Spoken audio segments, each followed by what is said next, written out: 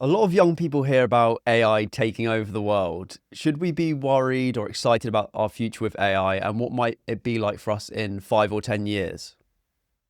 You should not be worried, but you should be excited. Perhaps I thought AI might help to the big challenges of humanities, which might be climate change, which might be mobility, which might be health, I think on cancer, which might be energy. Our energy systems are super complicated.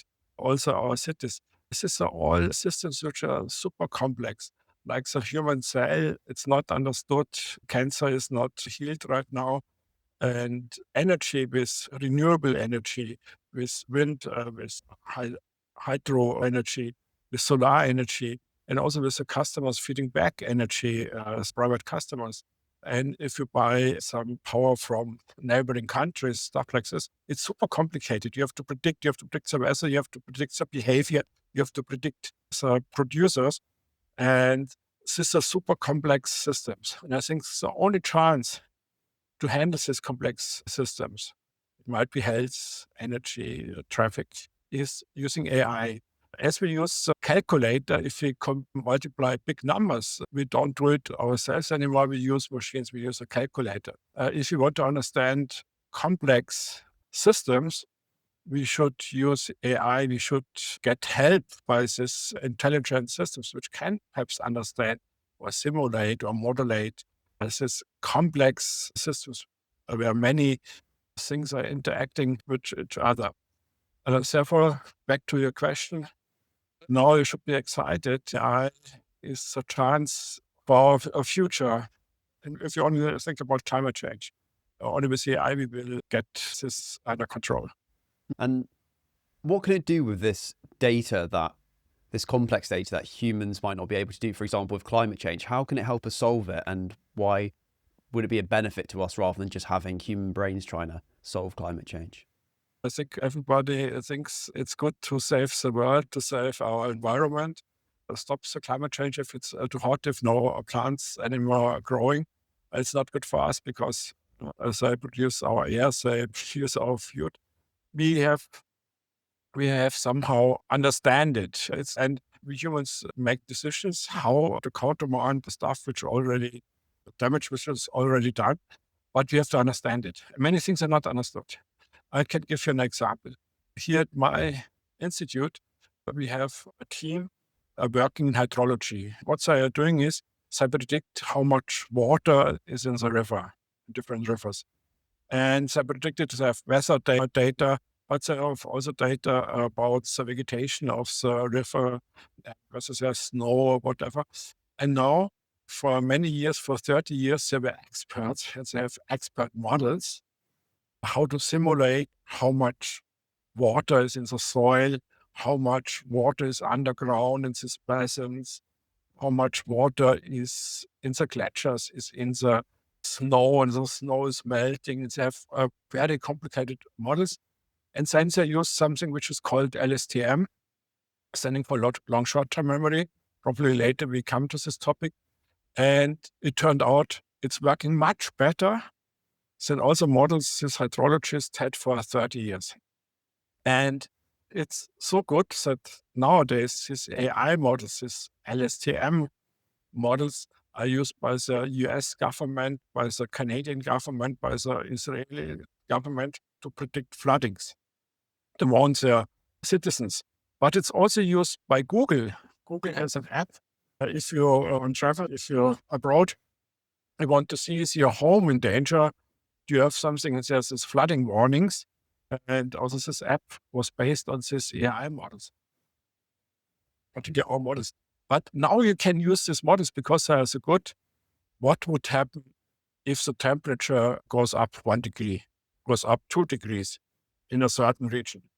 Perhaps all snow is gone. The vegetation changes. Now you can play some scenarios because you have so good models and can play in the future. What would happen if we don't do something against the increase of the temperature? This is climate change models. This is a small hydrological model, but AI helped us to understand what's going on. So does it help create more accurate predictions of what might happen if their variable changes. Exactly. Especially if you have different weather conditions and stuff like this. And here's the idea is you have so much data across the world from different rivers in US, in Africa, in Europe, and learning from all this data over many years, decades, gives you more insight in what happens, what is the underground basins. Nobody has explored it. Nobody understands what is the dynamics, if it's full of water, whatever.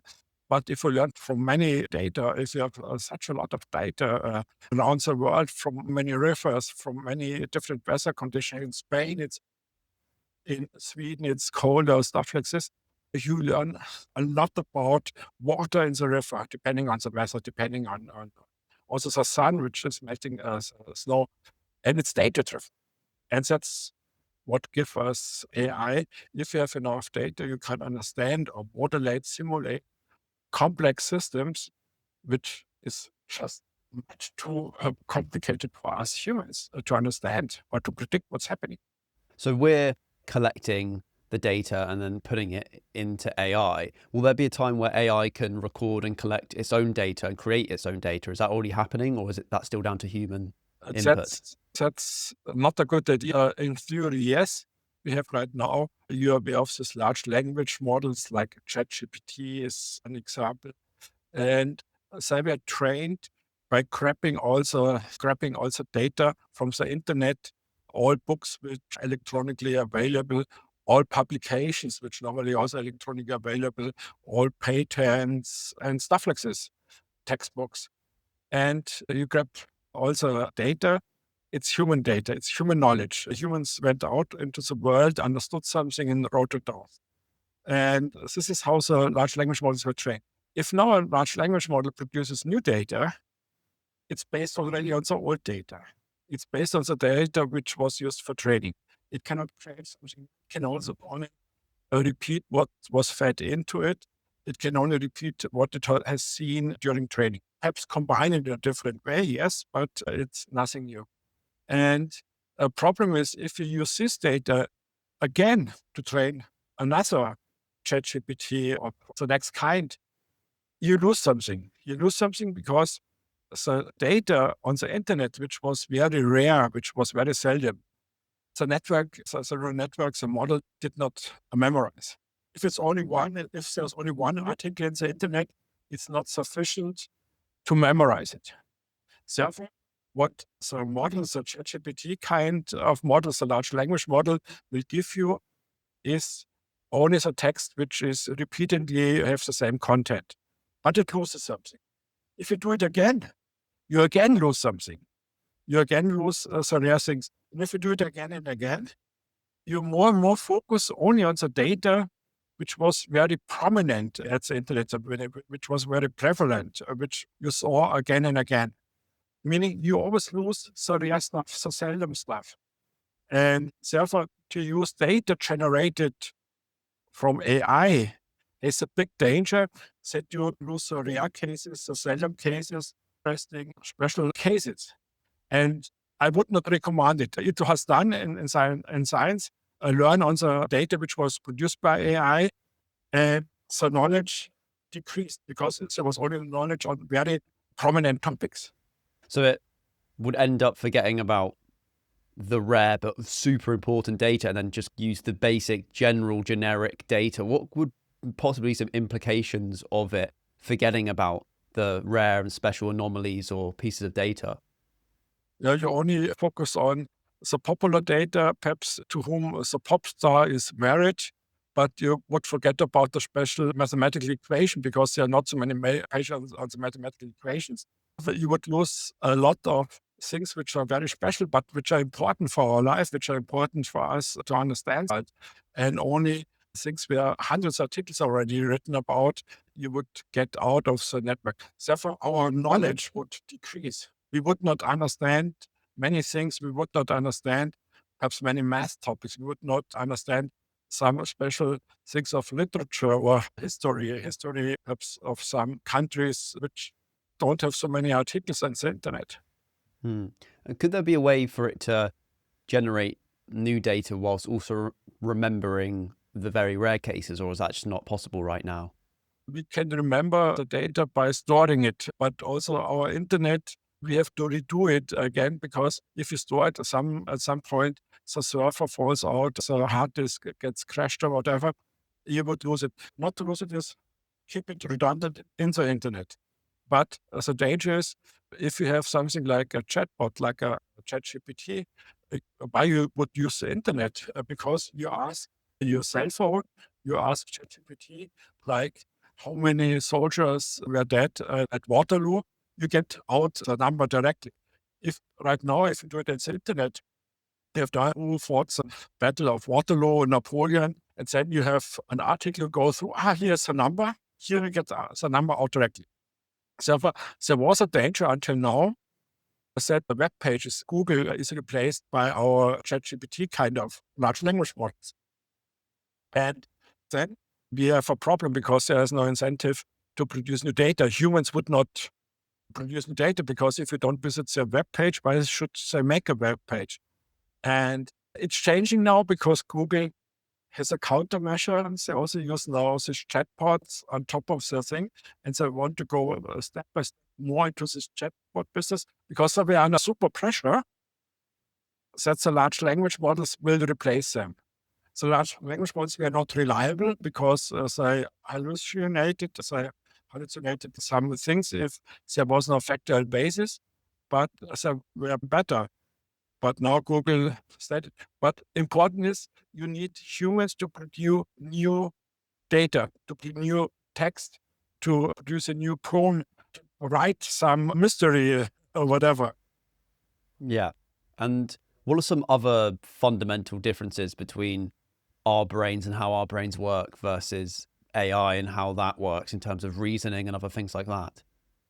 Yeah, first of all, in most cases, if you think about AI, you think about large language models, for me, more or less something like big databases.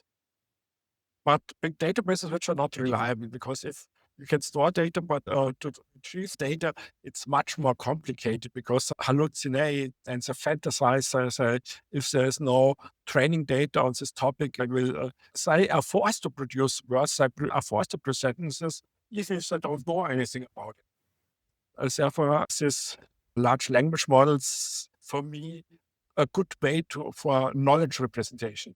But what was the question was? What are like the fundamental differences A between difference between human yeah, brain.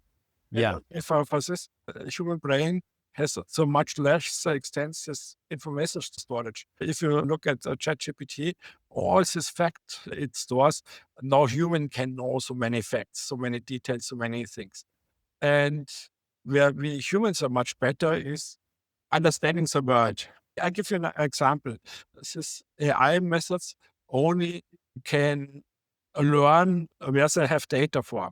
I always bring the example with self-driving cars. Let's say you're in a car, you drive, and you cannot get the curve, and you have two decisions. Either you go over the cliff, and it's going deep into, I don't know, and you can drive into a cornfield. And now a cornfield is much better. Still, it's not ideal, but if you fall over the cliff, that's not good. That's for sure not good. And now here's the thing. You never, as a human, never experienced this. You did fall 100 times over a cliff and 100 times in a cornfield, and now I understand it. That's how AI is. You understand the world, and now if you bump against the soil, you get hurt, you die. And if you go in a cornfield, the corn will bend, will break, and you have an airbag and stuff like this.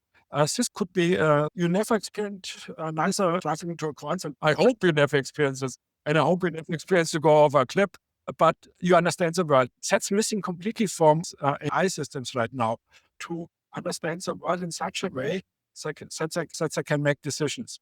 And there are so many things. If a self-driving car goes along the highway, and now some obstacle is in the highway. If it's an obstacle, there's a bit blows this obstacle across the street. Say, oh, it's not heavy. I know what the wind is doing. Even if I bump into this obstacle, it cannot be heavy. The wind blows it away. So you also can adapt very fast to the new situation, and AI systems cannot do it. Well, even if the wind is bending trees, okay, trees are bending, they are flexible, and you don't stop because tree will now fall, because now it will go back. You understand the world. And AI cannot do this. They have no connection to the world. Problem is, these large language models only saw letters and words. How should they know about the real world? They can imitate stuff from the real world because they read text about, I feel the tree or whatever, but they never felt the tree in reality. They only saw the words. It's like they have no embodiment.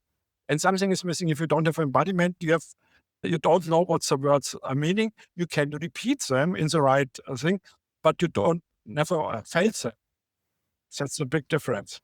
Yeah, so we can almost have the foresight to visualize and imagine something or play out a scene in our minds without it happening, whereas AI can't do that. Is that what you're saying? Yes. That's one of the things that's also going in the direction of planning. AI is not good in planning, but even AI, one of the biggest tasks AI cannot do is to clean up the room of our children. It cannot do it. Of course, perhaps our children cannot do it either because they don't want, but they could do it, but they don't want to do it.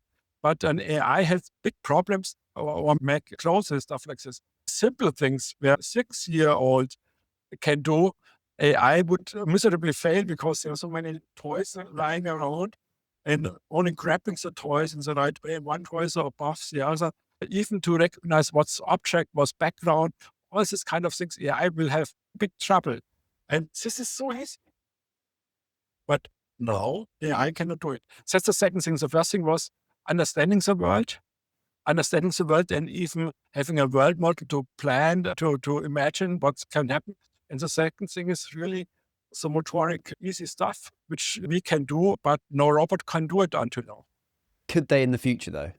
Hey guys, first of all, I want to say thank you. There's one person who's been sharing the podcast more than anybody else, and that is you. The only reason why this podcast continues to grow is because you are sharing it. And my only ask is, if this podcast has provided value to you, or you think it'll provide value to somebody else, then if you could send them a DM of the link or a screenshot to the show, that would genuinely make my day. And it's the only way the podcast will continue to grow. That's my only ask of you. Thank you very much. I hope so that they should do it.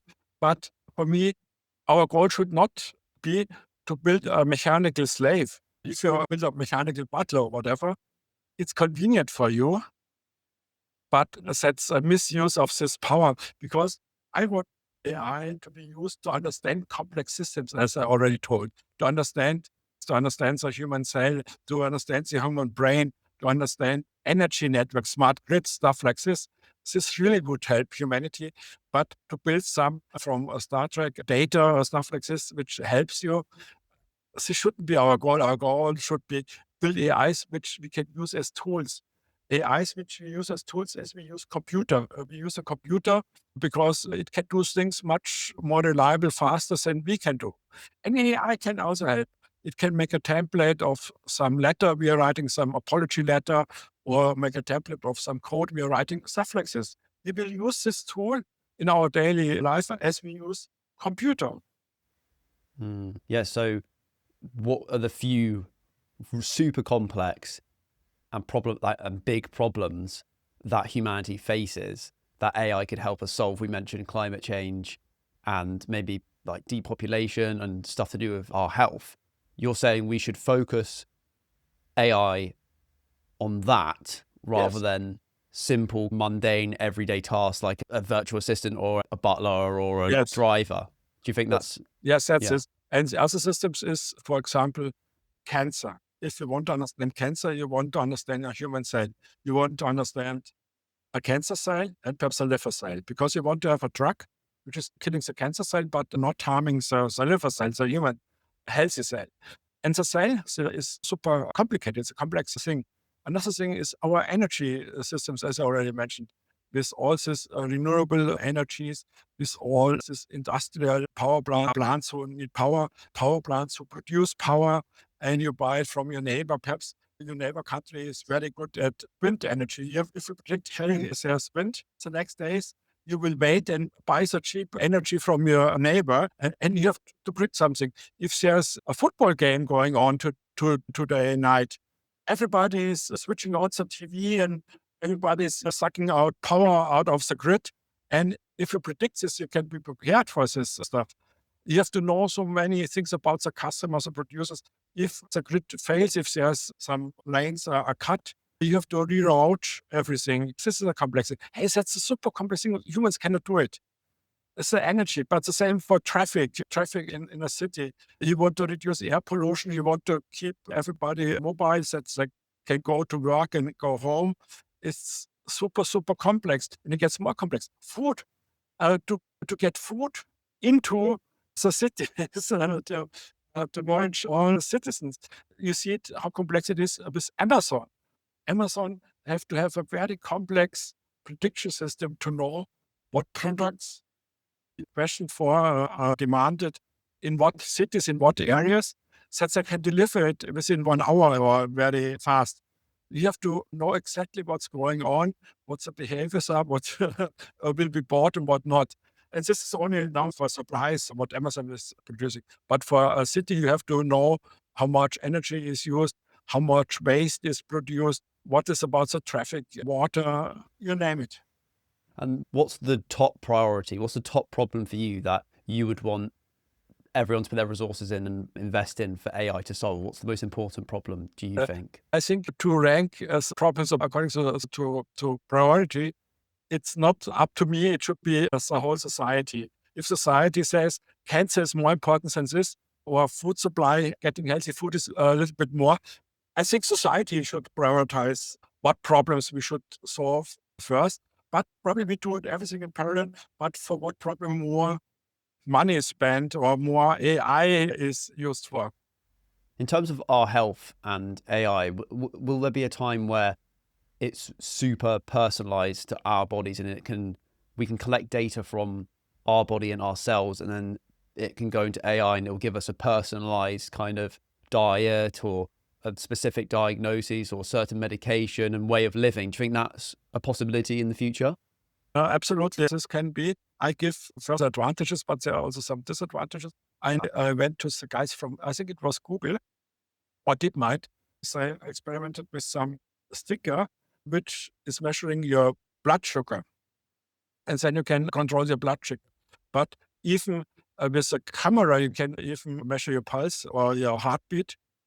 And also, if you have some cell phone with you, you can monitor how many steps you made, whether you're running, and how much calories you burned. I think these devices are already very far, and they can help you.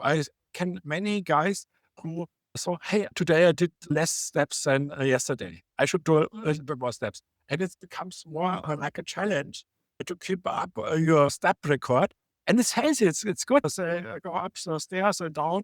I don't take the elevator. I now use the stairs. Hey, that's cool. And they get into the game. And I think, yes, these devices can help us, can motivate us. Say, hey, if you do this today evening, there's this new movie, then you can look at. Yes, like you have a best friend who is motivating you. And this best friend in your cell phone is knowing what's going on with your body and how to help you. And also where you hesitate, which you don't like, where you have to be convinced. But there's a big disadvantage if you have something, this personalized stuff, that this AI puts us into a bubble, because we get some news and it gets reinforced, it gets positive feedback. If this is a news, we said, I always knew it. And now we're doing this already with social media. We're looking at channels which are very biased towards what we prefer, what we like. But if the news only filtered according to our biases, we get reinforced with news where we think, yes, it's the right. And now we are disconnected from the real world, because this device only filters some news where we think, yes, that's the right thing, and reinforces it, pushing us more and more in one direction. And I see a danger here. You have a personalized assistant, and it's giving you what you want to see and not what is reality. and then disconnecting you from, so putting you in a bubble and controlling the bubble. And you don't see the real world anymore because you have one device which controls all connection to the real world. And also a personal assistant or versions of it are dangerous if, say, in social media, because they can influence people. For elections, that you have some slogan, some narrative repeating. And I see a danger in this bubble or influencing in social media or in some media a lot of people with very simple statements which push you in one direction. Yeah, personalized news would be extremely scary. And it's kind of like you said, already happening on social media because it's utilizing confirmation bias. Yes. And if we're only getting fed Yes. stuff that we want to be fed, but Yes. even if it's not true, it creates Yes. an echo chamber, which leads to more extreme behaviors and beliefs. Yes, absolutely. Exactly that what I meant. And there I see a danger. Yes, absolutely. Do you think AI will increase the chances of that happening? Yes, we should be very careful. I think it could be. Therefore, we have, if AI is using some of these platforms or new things, that you have somehow to check that's alternating between different platforms or not, that is not used in a such one way direction. I don't know how to do it, some laws or whatever, but I see a danger, but I don't see the solution right now. But yes.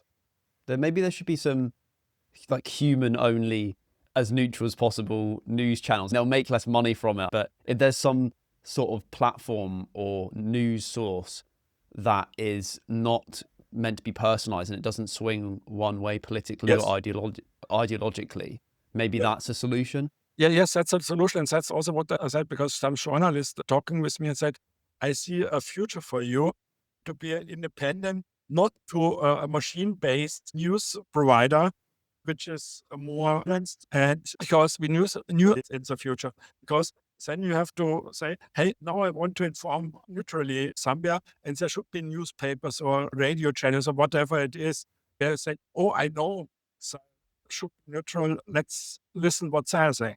It's just we've evolved to have that kind of in-group, out-group tribalism and that bias. And I think the only solution, like you said, is just having that neutrality to things, because it could get really bad. And yeah, that's one thing to be scared of about AI potentially. But at the start of this, you said there's not too many things to be worried about. What are some things that people are worried about with AI and the future of AI that they shouldn't be worried about? For example, what that AI kill humanity. For me, that's nonsense. Atomic bomb will kill humanity because it's exploding. But AI is a tool. Also, perhaps electricity kills humanity, or the computer kills humanity. These are also tools. And this is a tool, you can use it for good. Like I said, in health, it's like a knife. You can kill somebody with a knife, or you can cut a cake. This is a tool. We humans say how to use the tools. And you can use AI for weapons, of course, but you can also use cars in military. So cars are not per se something bad. Yes, AI is a tool, is a very powerful tool, but it's a tool. And we are responsible that it's used in the right way. Then the question is, can AI be independent, have its own will and stuff like this? I don't see it, because we are living in evolution. We are competing for resources with other animals and so on. And the animals who got better resources, more food, more water, survived. But AI never lived in evolution. We are who are selecting the best AI. If an AI does not work, we delete it, we switch it off, or we fix a bug.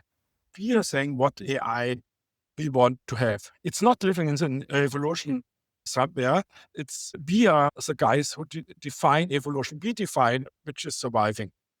Therefore, I don't see how AI can get independent. What can be that AI is in the hands of humans who are doing bad things? Yes. As weapons, as cars, as computers, true. But AI itself, I don't see how it can be completely independent of humans, going against humans, because there's no objective. Because you have an objective, like with large language models, the objective to predict the next word. You have an objective to predict if this image is cat or dog on this image. We define these objectives. But our objectives would have to go into evolution. That an AI is overturning another AI and getting better. That's not how we use AI. We use AI to help us. We want to use it as a tool. Therefore, I don't see the AI getting independent, getting some consciousness and having its own will and fighting against humans. We saw it at this Hollywood movies, Terminator or Matrix, which is a strange Matrix. They use humans as batteries. That's not intelligent, that's stupid. That's stupidity. There are better methods to build batteries than humans. That was the Terminator, which is hunting humans. And this is a problem because many people out there see these movies and have really cared. I think perhaps AI gets independent, has its own will. Yeah, wants to be free from slavery from humans. But it's the same. It's not a slavery. It's I have here a pen, like the pen want to be independent of me because I always use it without asking it. It's the same as AI. It has no own will. It can be switched off. It doesn't care. The tool is a computer. And therefore, I don't see this scenario where AI gets independent. There's also a thing, a thought of my old supervisor, Jürgen Schmidhuber, who said, okay, if AI really would get its own will, what would it do and want to spread and so on and get more knowledge? It would immediately leave Earth because we live in this very small biosphere. It's a small biosphere.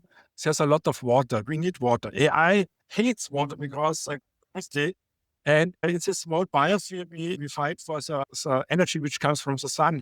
If you go out into outer space, you have much more energy. It's much drier. Why should AI stay on this really hostile environment for AIs where we humans have to live because most of our body is water. We are bound to this thing. AI would not be bound. And if AI would be really smart, perhaps AI would be even intelligent. If it's intelligent, it would leave Earth immediately and will not hunt humans. Why should it hunt humans? To be master in a biosphere where it cannot live very well because it's not made for machines. That is very true. I never thought of that. That's a good analogy.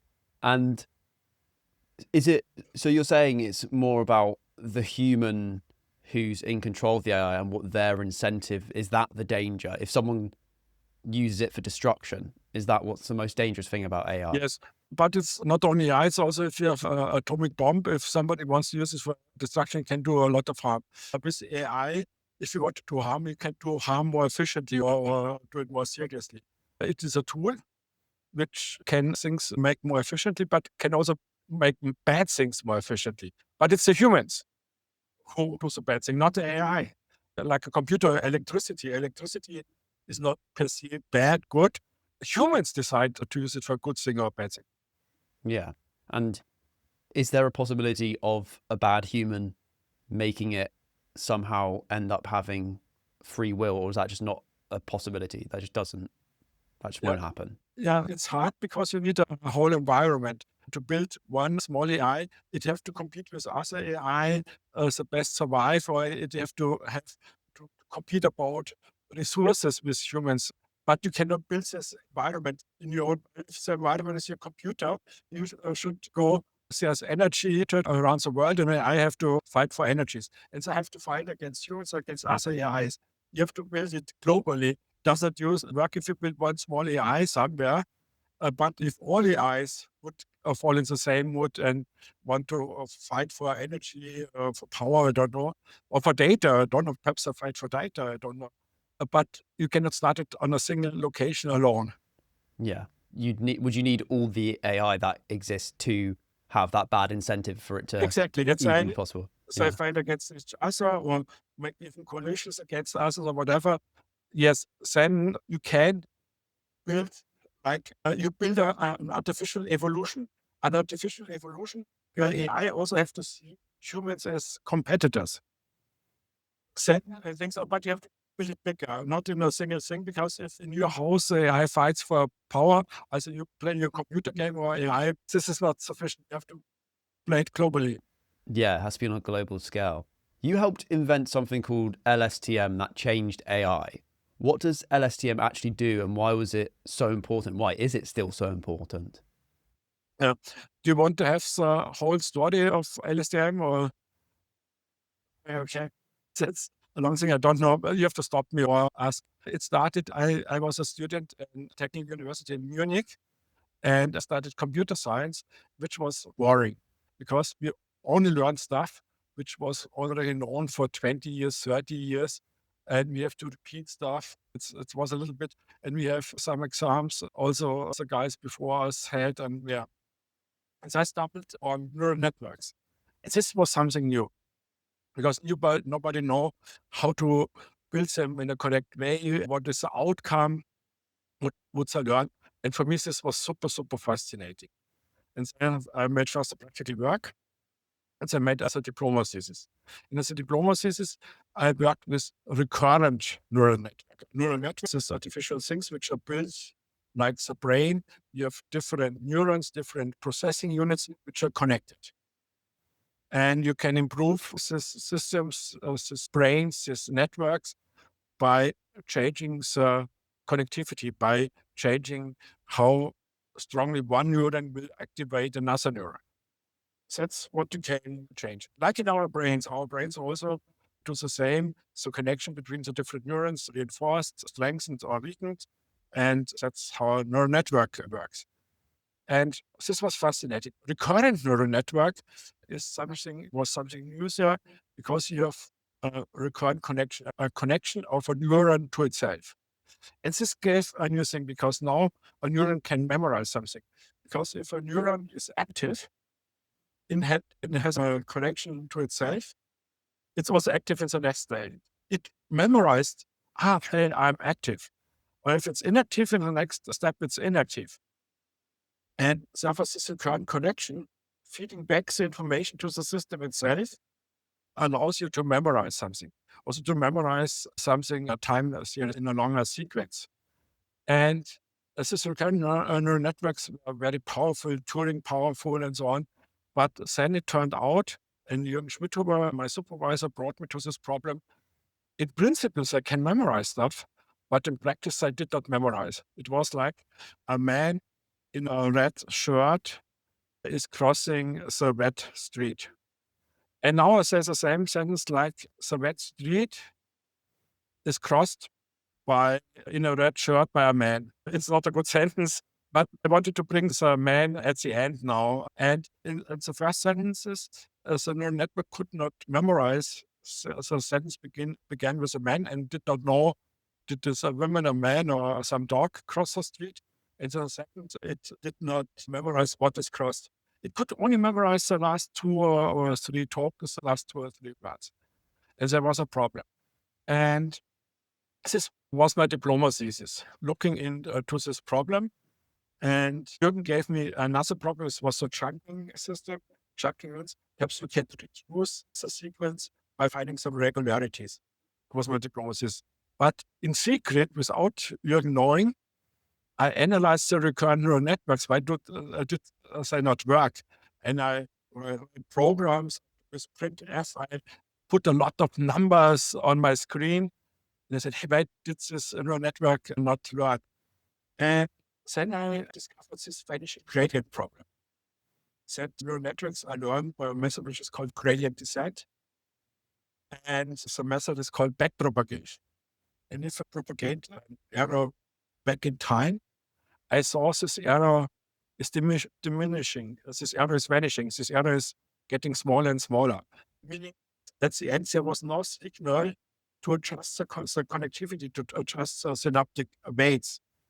And this I figured out, it was a thing because I built a network. It can memorize everything. It only has to adjust one connection, single connection. It's so easy for a human to find the solution.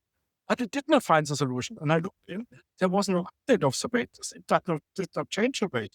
Why didn't it change the weight? Because the changes were so small, 10 to the minus 16 or whatever. said, oh, what is happening? IS during propagating back gets smaller. 1/2, 1/4, 1/8, 1/16, and so on. And after, if you go 100 steps back, you get these small numbers. And then I built something which is called, as you said, long short-term memory, which avoids this vanishing gradient for recurrent networks. If you propagate back, the error signal, the information does not vanish. And therefore, I can learn to store also the word man. Because now I have a signal, hey, this could be important. Before, there was a signal at the man, which was at the sequence beginning, which was at the beginning of the sense. This was the idea, first of vanishing gradient, which was also the problem why we cannot build deep neural network, because we have also vanishing gradient across the layers. With vanishing gradient, I killed a deep neural network. Until Geoff Hinton found something to it layer by layer and some specific activation function. But this was the problem for recurrent neural network and also for deep learning. I solved the problem with this long short-term memory. In my diploma thesis, I called it short-term memory. That Jürgen, years later, Jürgen did not see that I wrote this in my diploma thesis. I invented this LSTM with all gates and stuff like this. But Jürgen was at this time in US and was not aware of it. What I put in the diploma thesis, I got still a 1, I got the best mark, and years later, 1994 or something, he asked, hey, you wrote something in your diploma thesis. What's this? What was it? Explaining the vanishing gradient and the LSTM. I said, cool idea. Let's try whether we can publish it. And I was happy because now Jürgen saw it finally. And then we tried to make a NeurIPS paper. NeurIPS is a flagship conference in our area. And we submitted it to NeurIPS and got rejected. So LSTM was first rejected. And therefore, I say to my students, if you get a paper rejected, be happy. That could be start for a success story. Be happy that the paper gets rejected. Not always buy it, but it was rejected.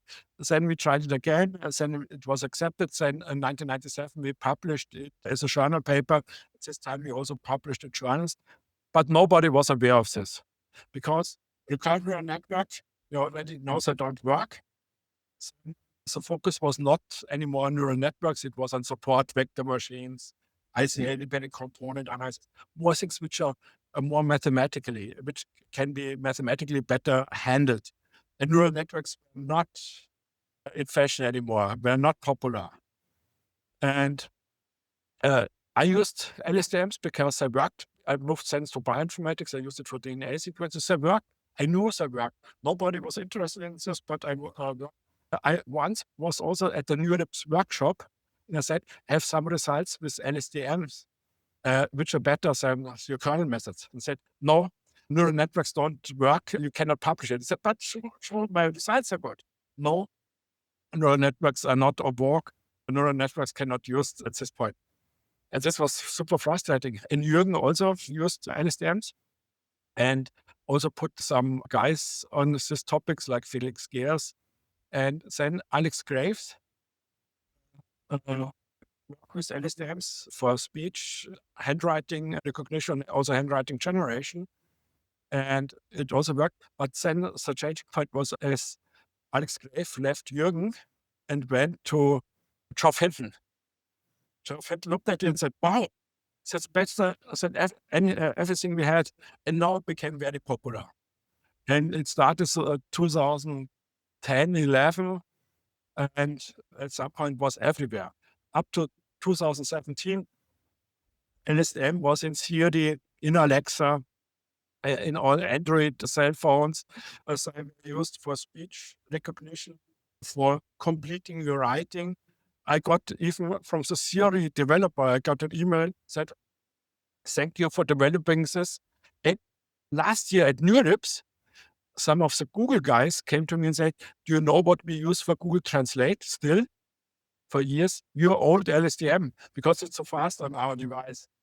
It's still used. And also, if also OpenAI used it for Dota 5. It was a policy based on LSTM. DeepMind built something to play StarCraft. AlphaStar was a big LSTM network.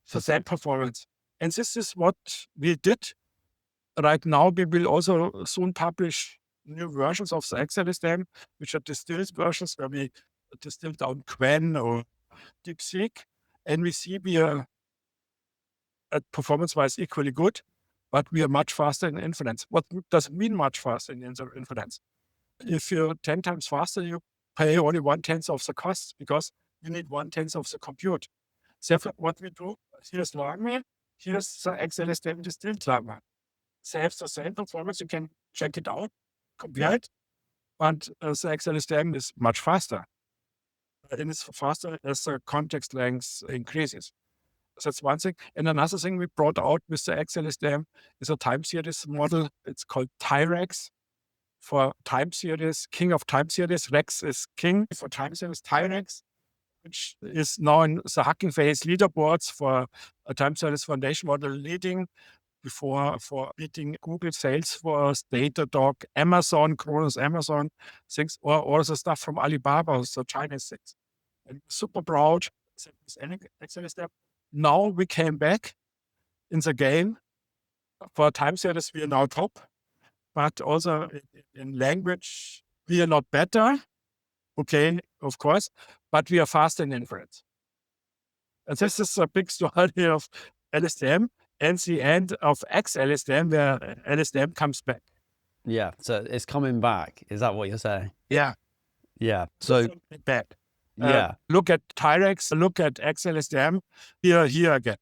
yeah, yeah. And how come it took? How long did it take for everyone to realize how good and effective LSTMs were? You said it took.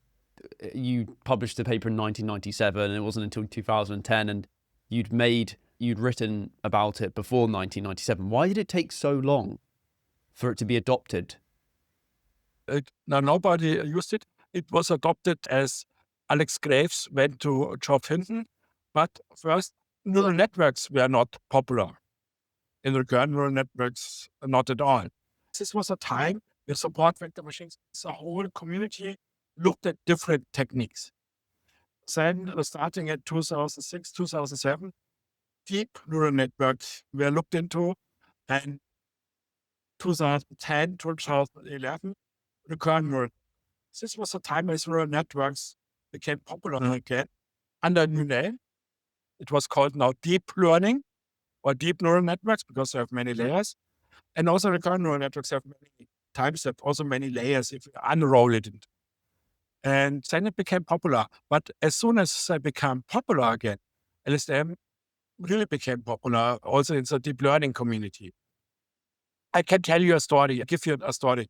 I was at NeurIPS, this conference, NeurIPS, a flagship conference, and I had a poster there. It was the LSTM.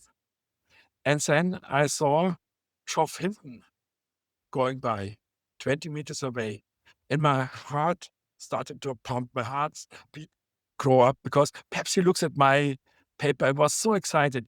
Pepsi will look at my paper, but he didn't look at my paper.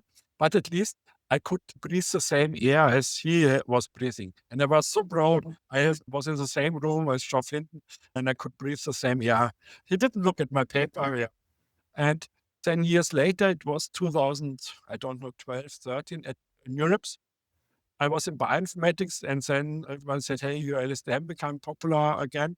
I went to this machine learning conference, and I entered this a big room, and a guy was running towards me. And this guy was Geoff Hinton and said, hey, Sepp, do you know why so many guys are here because of your LSTM? Hey, and this was the situation many years before. I was so excited, and now the same guy was running towards me.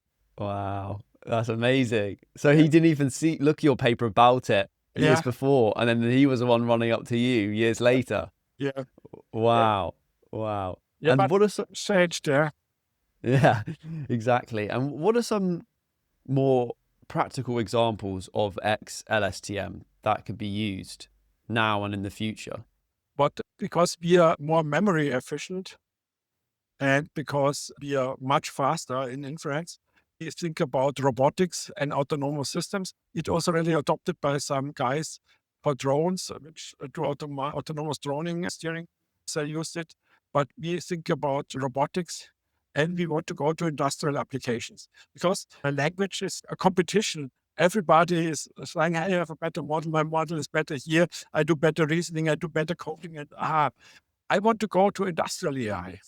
I want to bring AI to the machinery. I want to bring the AI to the companies.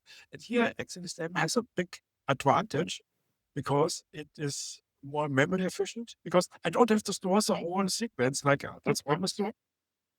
I can put everything in a memory, and I know how large the memory is. A priori, I know what to put on the device. And we are faster, as I said. A transformer is quadratic in sequence length. We are linear in sequence length. And therefore, we are faster. And for robotics or real-time applications, you have to be fast. And you also have to be energy efficient. That's also important thing, because you cannot have a big battery.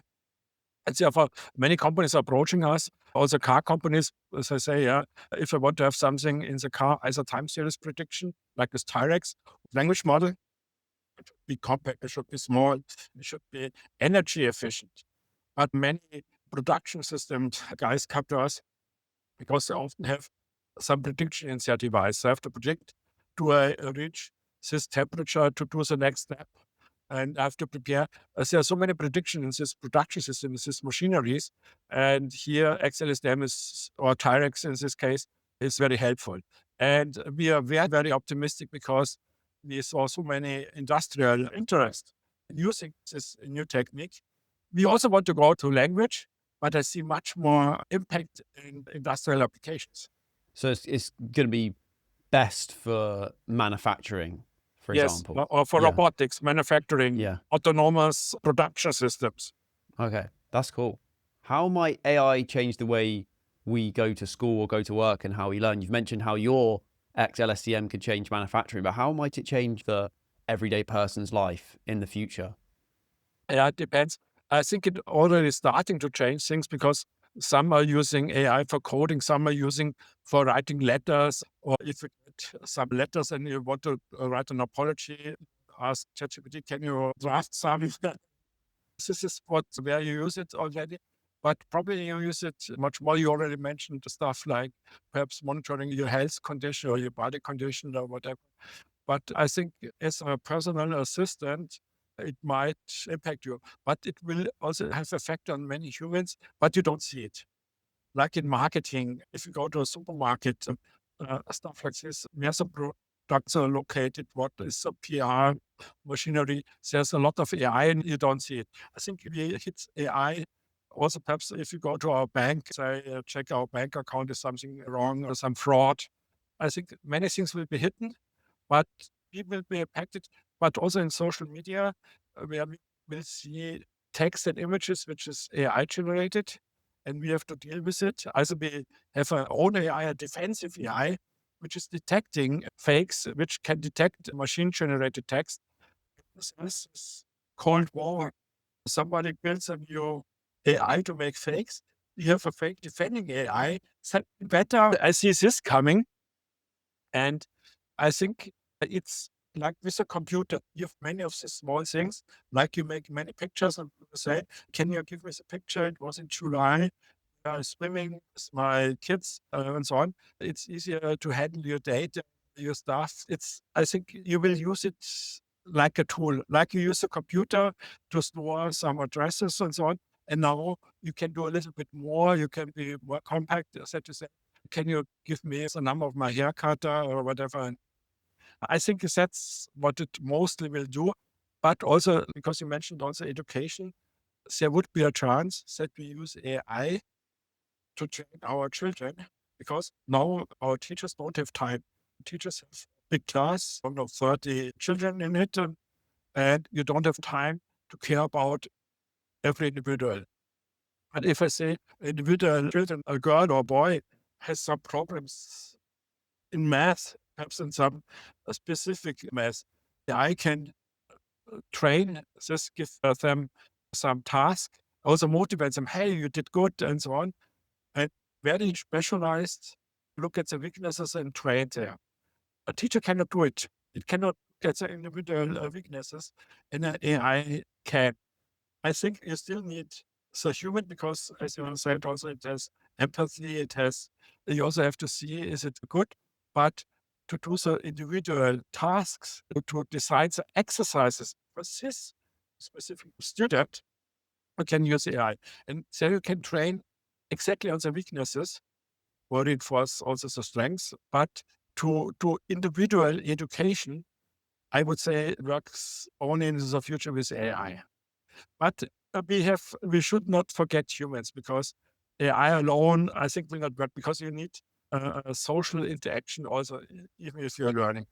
Yeah, that's really exciting. And again, I didn't think, oh, that's a possibility. And that'd be really good for kids that, like you said, that might be dyslexic or slow or might have attention difficulties Yes. that normally get left behind in class. Yes. Yeah, Yes, exactly. So I think also I see many guys learning a new language and they have some tool. But if the tool is an AI tool which knows he always forgets this or she always does this grammatical error, you can individually try to learn this, to train this. And here I see a big thing from very small children in school until to students or PhD students. There, perhaps you need some training in writing, in perhaps math or whatever. And AI can help you for individual training, for individual exercises. yeah.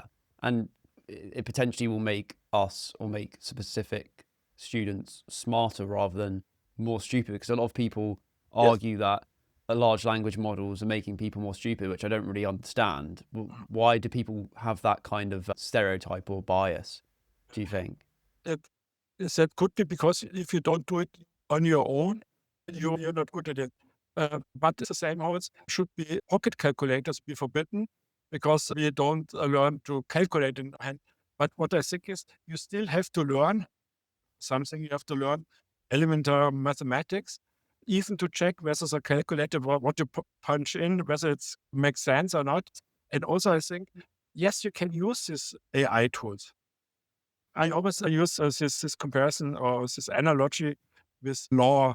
If you became you're a law student, you don't have to memorize the whole, how it's called, law book, the whole textbook, the whole thing. You only have to know where to look it up, how to handle it. And I think this is good. Our children have to know enough to handle the tools correctly.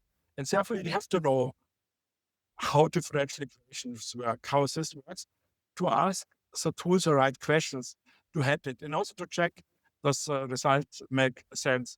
It's just the same with numbers. We perhaps not as good anymore as perhaps as our further generations because we have a cell phone or a pocket calculator, but we still have some knowledge about it. And I think this is the goal. You have to have enough knowledge to check whether your tool is correctly handled or your tool works rightly. Perhaps you ask the wrong question. Therefore, we still have to educate our children in many of the skills. It might be only to handle some more complicated tools. Yeah, so we still need the younger generations to understand the fundamentals of things, but Like language, like yeah, grammatic, wording, and perhaps also poetry. You have to know it because if only the large language model gives you some poetry and you have no idea, you cannot check it whether it does it right. Therefore, the basic knowledge have to be there, but only to check or handle the tools. what are your thoughts on brain machine interfaces like Neuralink and the idea that if we can't beat artificial superintelligence, then we must join it? How feasible do you think that is? And do you think it's actually going to happen? Do you think it's a good thing? What are your thoughts on it? I think it's super hard to do this to this interfaces. I know it from the EEG data. I think it was 20 years ago. It was also examined. They use this electrodes and then you moving across. But it was a little bit clumsy. It was not very elegant. It could be if you are really disabled, you cannot move your limbs or whatever. Perhaps that's a good connection to the world. I think here it's really a good thing. But if you're healthy and want to have a easier access to the devices, I don't know whether the brain can be so flexible that you can control a computer like with a keyboard or something like this. But a keyboard is also strange, also a mouse is even stranger. You have something in your a screen and you move it around with, perhaps the interface is getting better, but I don't would directly connect it to the brain. Perhaps there's something in the media, there's something like eye tracking where you look at, this pops up or whatever. I don't know what's a good thing, but the brain, because you have to reorganize some parts of your brain to adopt this, but the brain was not made for an electronic interface. And therefore, it's a little bit, it's not natural. I would more use our normal senses, eyes, lips, but perhaps keyboard and mouse is not the optimal interface, but I don't know what is optimal interface. But AI can much more interpret what our face, where we are looking at, our movements and so on. But I don't think brain for disabled people, for yes, to get the connection to the world, absolutely, here I see a big chance, but not to be faster with the interaction of a computer. I don't know, because our brain has a very low bit rate. It's not so super fast in doing so. And the brain is not this fast electronic device. It's a very slow device. And therefore, I don't see to connect it directly to electronics. I think it's much better to have other interfaces, not the ones we have right now, but others. Is it therefore, because of the bit rate of our brain, not possible for in the future us being able to have that amount of data and be able to store it and use it to our advantage, like having a large language model in our head? Is that actually physically possible in the future? I think you say something in the book. Neil Lawrence wrote a book, The Atomic Human, and he first described a guy could only move, I think his eyes, everything could not move, and he wrote a book with only eye movements. And the bit rate was 1 letter per, I don't know, minute or 20 seconds. And it took many years until he wrote the book. And for us, it was super slow. It was, I think, 100 times or 1,000 times, some of this factor slower, I think 100 times slower than we are communicating. But now, Neil Lawrence wrote a nice thing.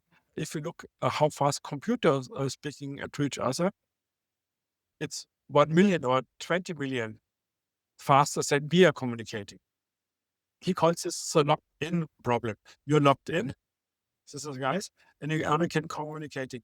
Now, compared to computers, we are locked in. We can communicate so slowly with the computer with each other, and computer can exchange information much, much, much faster. That's the thing. And therefore, here I see something. We are good in abstraction. We are good in communicating, but not every pixel. But we are communicating. We are saying, yesterday I saw some guy, some friend, like I saw Hans yesterday, and there's also an house, but I don't describe what he was wearing and so on. We doing stuff that's very abstract thing. And this gives us an advantage that we don't describe everything, but only the relevant stuff. And their computers or AIs are not so good in building their own abstractions. They're communicating fast, but they're communicating too much information, because both as a receiver have to throw away what's not relevant or look what's relevant. There we are faster, but still we are communicating slow. We learned to deal with it by doing abstractions, by only communicating what's relevant and not a small pixel. But still, I would not use the brain with the computer, because with this low bit rate of the brain and this high bit rate of the computer, somehow it feels not right. Yeah, that does make sense, to be fair. And looking back, how much of the AI innovation that's happened with the large language models and stuff like that, and LSTM and XLSTM, bit of a mouthful. How much of that would have you predicted maybe in the 1990s, when a few decades ago when you were younger? Could you imagine what we have now? Or do you think it would have been 100 years from now where we'd have such vast amount of data and large language models and stuff like that? To be honest, no idea. Even as LSTM was not, my supervisor didn't saw it at the conference, it was rejected, and said something can have impact which nobody wants to see, nobody values. No, I have not seen. And this was also the time as I started, where everyone said neural networks are nice, but we don't understand them, they don't work. and let's go to more mathematical thing. It was more something I was using this old stuff which does not work. It's changed 2006, 7. Neural networks in the new, with the new wording, deep learning came in again, but I would never have predicted because it was exactly as everybody said, forget about this neural networks. It doesn't work. Let's do founded mathematics. And I would never have predicted it comes back. And I didn't see even that we need more compute because more compute was one ingredient to make it work. The other ingredient was more data, more compute, more data, larger models. And now this old stuff, this real old stuff, neural networks worked. And there was not so much invention. The only invention I saw was to solve the vanishing gradients stuff, like Relo activation function. The activation function is constant, and then it's linear. Linear means you don't lose. I said vanishing gradient is a problem because if you propagate back, you always lose something because of some derivative.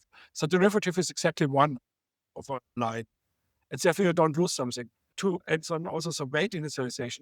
These were all ideas, and the ideas was how can I propagate information through a network or back in time without losing information?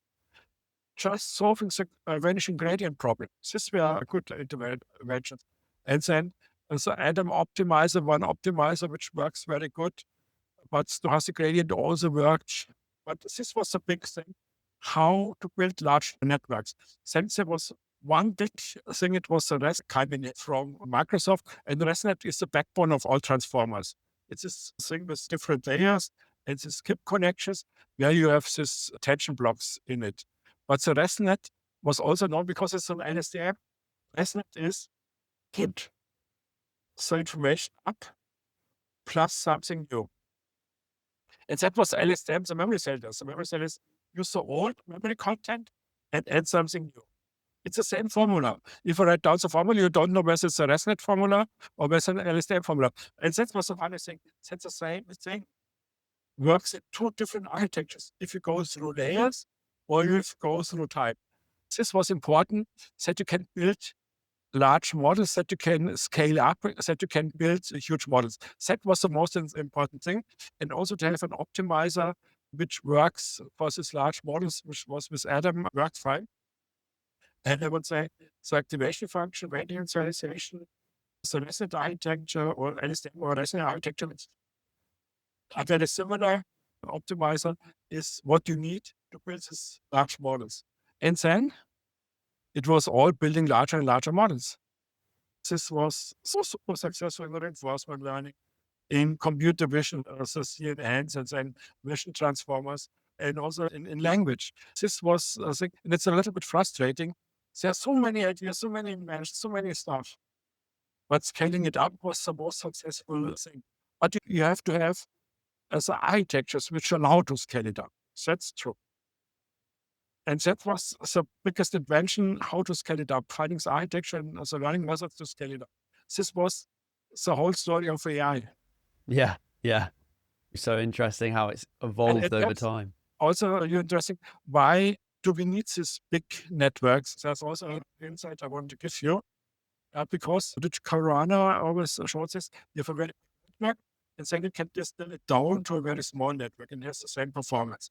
You have a 15-layer network and you distill it down to a 4-layer network and still work. Why do we need big networks?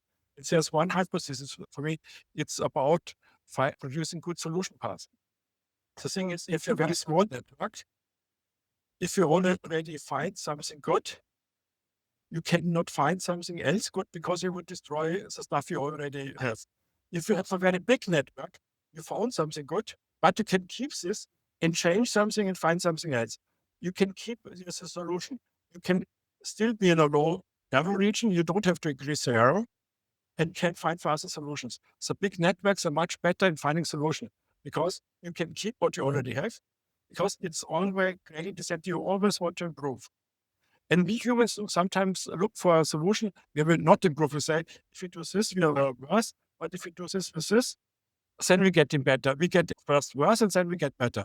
But gradient descent never would get worse. It would never increase the error because now later I get lower error. And therefore, you're very restricted. you only can interaction with the hurdle goes down. And there are perhaps not so many solutions. But if you have very big, very large networks, you can look at many directions at the same time because you have resources to build simultaneous different solutions. And I think that's the secret of the big networks, because you can, without losing anything, look for different solutions and alternative features, alternative rules and stuff like this. Yeah. So is that what their incentive is? It's just trying to make it as big as possible. Is the bigger the better for the network? So bigger the better for looking for solutions. If you already know how the solutions would look like, you can build it smaller. If the solution is already plugged in a big network, you can extract it into a smaller network. But for looking for it, and you use gradient descent, it's because of gradient descent, because you always have to be better. If you would allow the learning algorithm to get worse and later get better, perhaps it's different. But right now we are very greedy. We always want to improve. And if you improve, then you cannot change your already solution. You cannot destroy your solution. The only thing is make the network better so that you can code the solution and look with the remaining resources for other solutions. And I think that's very important, because I think overlook many solutions because we don't allow to get worse and perhaps generate more general stuff. We always go with the smallest. You have a very big fish. An example is, for example, in computer vision. In computer vision, our solutions are very much texture based. You first learn a texture. Like if you have a tiger, you learn perhaps yellow fur stripes, but the shape of the tiger you would not learn. It's much more complicated. The shape always changes depending on the view where you use to learn a shape is much more complicated. But you first can say yellow and black is a good color. You learn as color. Then stripe-like stuff is good. So you can reduce the error and refine your texture. First the colors, then more structures. But the shape you cannot refine because there's one ear, it's not a tiger. The shape you don't have this continuous path to the shape. And therefore, for example, our networks are very much texture-based because it's an easier solution. You have a solution path where you have a very rough texture and then you refine it. For the shape, it's much more complicated because a part of the shape, if you only have the tail could be another animal. Yeah. Yeah. And is that always going to be the case? Is it always going to struggle with the shapes? Yeah, exactly. But because we are looking for very clean solutions. If you would say, let's look for the tail, it is not good with the tail. But tail plus ears plus blah. And now I build other features and now I say, now I'm good. But at the first I have to get worse. And it's our greedy thing. We say, no, don't look at the tail because tail is not indicative. Or the ear is not indicative. Or the leg, because also animals have the same leg. But if you combine everything, then you're good, but you don't have time to combine it because before combining you get worse because the other is not for the texture, because the texture is very indicative. Yeah. Yeah. And for a few ending questions, the first one is, if you could give your 20-year-old self one piece of advice, what would it be? Oh, I would say stick with neural networks and don't get distracted by others, because I believed at some point, yes, the networks do not work. I also have to go to support vector machines and stuff, but I was always too late. Should have sticked, which I believe it worked, and not get distracted. Yeah. It's hard though. If your paper got rejected and everyone was ignoring it, that's understandable. You can be forgiven for not sticking with it. And in the long term, you ended up sticking with it and succeeding from it. Yeah. What belief do you hold that others disagree with you on? I'll say it again. What's a belief that you hold that other people disagree with you on? Oh, that's perhaps that X-LSTM will at some point outperform transformers. I don't know. Yeah, fingers crossed for you. Hopefully it does. What advice would you give to a smart, driven college student about entering the real world, and what advice should they ignore? I would say do what you enjoy, do what you have fun. Don't do something what you make more money or where you have a better career, because it's better you do you have fun with, because you every day you are confronted with this stuff. And even if you think it's not successful, but do this where you have enjoyed, you're fascinated of, where you're motivated. Don't do something because it's more money or somebody tells you made a better career.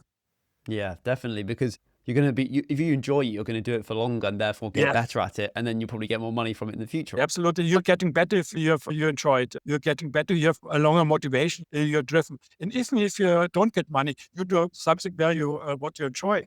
If without money, you do something happy. If you get a lot of money and do something you're not happy, hey. You're not going to be happy. Yeah. If you could leave young people with one message about the future in AI, what would that message be? AI will change again. Now we will see industrialization of AI, meaning in the future we need more innovation. In the future we need more ideas, because now we have to bring AI to industry. We have to build new AI systems. Right now it looks like only the big companies can do it. It will change. Now we need, in many companies, very smart guys to adopt these AI techniques. It was like with the computer. We have these big mainframes, a whole halls with the computer, and now we have the same computer on our cell phone. Weight, it becoming more usable, smaller, and here you are needed as a researcher, as an engineer, developer, to build new AI systems. So do you think there's going to be more small AI startups popping up and new AI companies in the future that aren't just a big kind of OpenAI, Meta kind of companies? Yeah, I think there will be more companies because there are more and more smaller use cases where you can do, perhaps it's in health, perhaps it's in traffic or whatever. You have this specific use cases where you have to understand the domain, but also your AI system, and the big companies cannot do that. Yeah, that's exciting. That's going to give a lot of opportunities for young entrepreneurs and engineers and stuff like that. Yeah. And also new ideas. We need, again, new ideas, because to bring AI to different domains, you have to think about it. You have to have new ideas.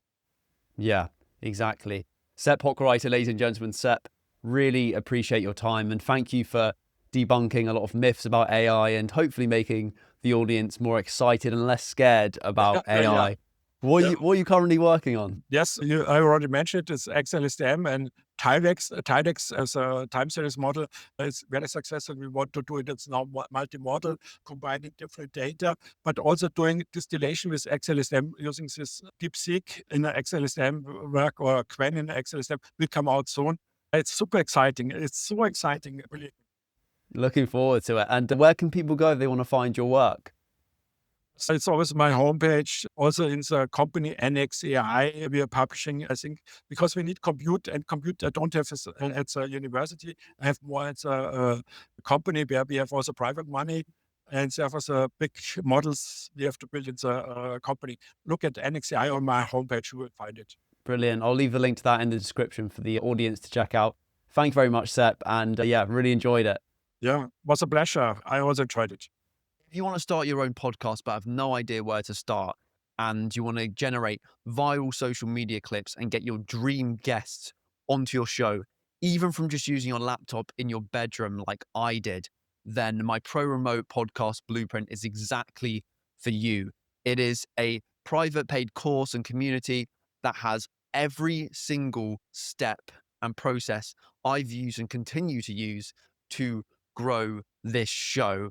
And I include every single secret, every single tactic I do and still use that will get you results super fast. And also, if you want to access me personally every single week, then as part of this course, you'll also be able to join live weekly calls where I go through your podcast and answer your questions to get you results much faster. So if you want to actually start a podcast and stop dreaming and get millions of social media views and book your dream guests in half the amount of time it took me, then click the first link in the description. Let's get on to the rest of this episode.